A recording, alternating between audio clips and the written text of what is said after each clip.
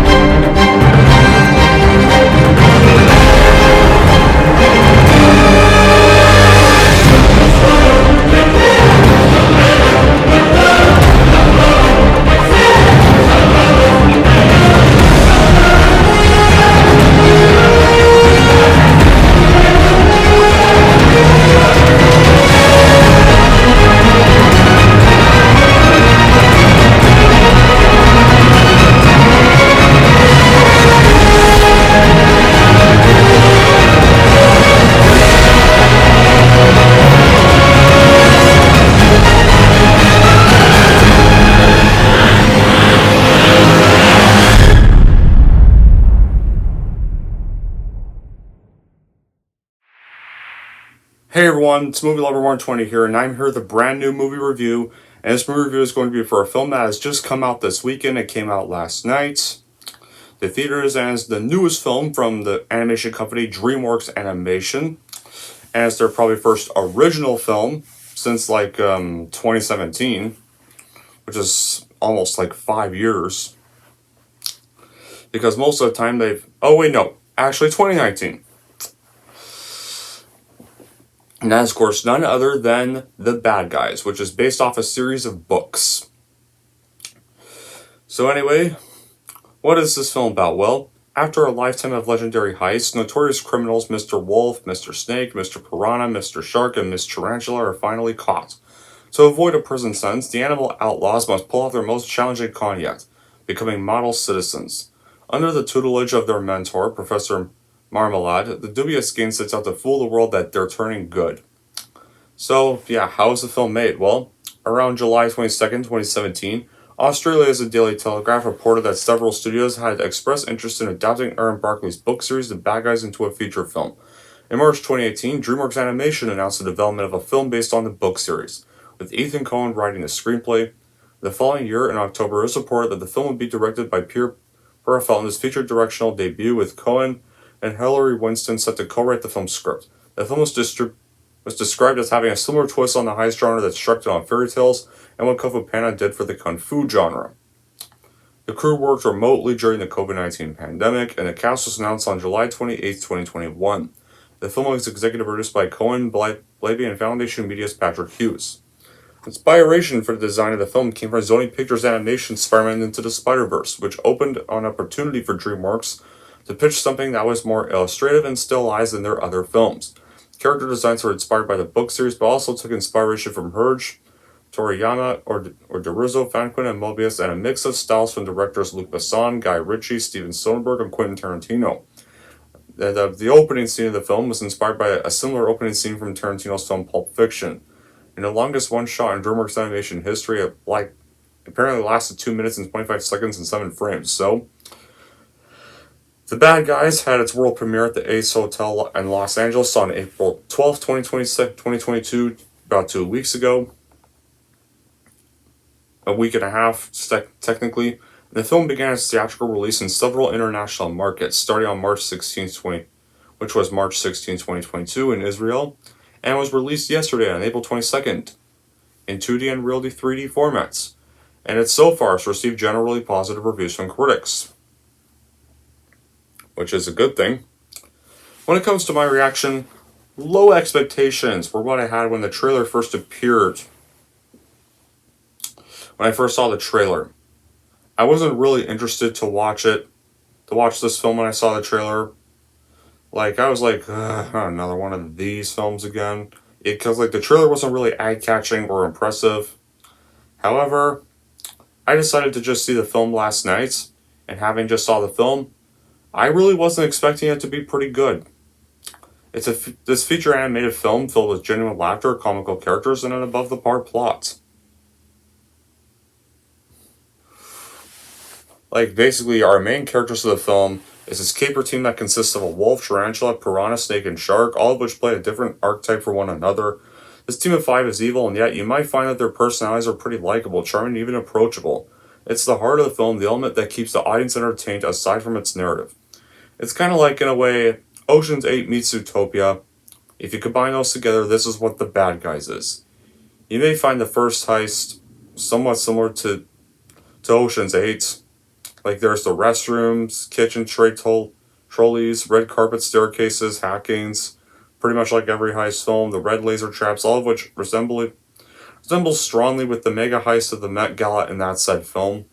Those who also love Zootopia will also enjoy The Bad Guys as implies similitude to it, and lo and behold, you wouldn't expect how many twists are in this. There's a lot of plot twists in this film.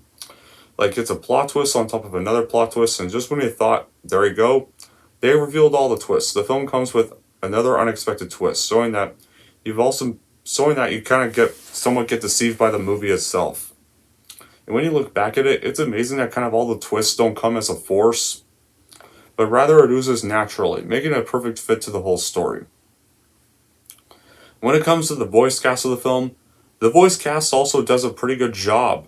Like there's plenty of interaction and back and forth between the characters, which made their dynamic not only funny but also believable, with standouts being Sam Rockwell, Zazie Beetz, Awkwafina, and Alex Borstein as well. The art style too works very well in this movie's favors. Like it's easy on the eyes while offering simplistic designs that suit the fast-paced energy of the story. Character designs suit the voice actors portraying them, and the characters' personalities are displayed in how they're animated. The actual heists too are very well constructed, with each member of the Bad Guys playing their own part and working as a team, like splitting the action to their own perspectives, with exciting scenes of planning the heist, improvising when things go wrong, and each character playing their own part and scenes of genuinely nail-biting suspense. The animation style is better than what I had visualized in my mind. Like looking at the trailer, when I thought it was meh, even I thought the pencil-like motion drawings looked pretty cool in the trailer, and then the movie they got better as time went on. Took a bit of time to adjust to it, but eventually I really liked it. And on the other side of the cell, and I believe that the Bad Guys should offer a larger team that's not really just mere 5 animals and maybe a little bit more, but it would have been it would have been a little more fun that way. Exciting, the stakes would have probably been even higher. And all the animal outlaws are excellent, however, I must say. I am a little disappointed with their backstories because there's not really any to begin with. They did introduce each member in the beginning, but I kind of wanted to know where all of them really came from, how they can coexist, and how how in this world that animals and humans can walk the earth together, and how the group was kind of formed in the first place. I mean, I know I'm aware this is kind of an animated film meant for kids, but what a solid story they really could have. They could have went with an even more solid story, and we could have had an already excellent plot. Although in the end, it's really just a movie for kids, so the plot is very easy to understand. It's well paced with the story development for a 100-minute film. The story is okayish, and honestly, some of the plot twists don't really work for the more mature audiences, such as me. Like, seriously, just by looking at the character when they're introduced, there's a certain character that gets introduced in the film as being the nicest guy in the town, but just by looking at the character when you get introduced, spoiler alert, you kind of know they're going to be the villain of the movie. It's kind of literally obvious. And a fair amount of cringy jokes, like some Dreamworks films are often known to have, that only kids would find funny. But for grown-up people, they can be considered very cringy as well. But then again, welcome to Dreamworks Animation, an animation studio that's often known for a lot of cringy jokes. And welcome to animated movies of the 2010s as well.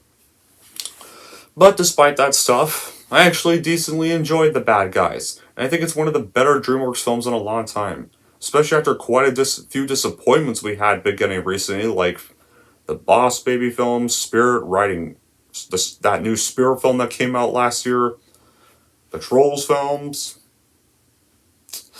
Was not a good time for them, but thankfully, it's pretty much just a good little throwback to their older era when they actually did try to make good films. So yeah, I think The Bad Guys is one of the better DreamWorks films in a long time. And anyway, that's pretty much it for my review of The Bad Guys, and here's how I'm going to rank this movie. So overall, if you want to see DreamWorks tackle on a heist movie of their own and want to get some throwback to the older era of the studio back when you were a kid, then I would easily give this movie a watch, but I would recommend streaming it for the most part. And if you're wondering how I'm going to rank The Bad Guys, I am going to give The Bad Guys a 7.5 out of 10. there you go. That's it for my review of The Bad Guys. And if you're wondering, I thought you were going to review Fantastic Beasts 3. Fuck no. I'm not reviewing or watching Fantastic Beasts 3 for many reasons, guys. One, I never saw either of the first two films, and from what I've heard, I actually dodged the bullet and didn't miss anything not watching the first two. And, two, the Johnny Depp reasons. That's all I'm gonna say.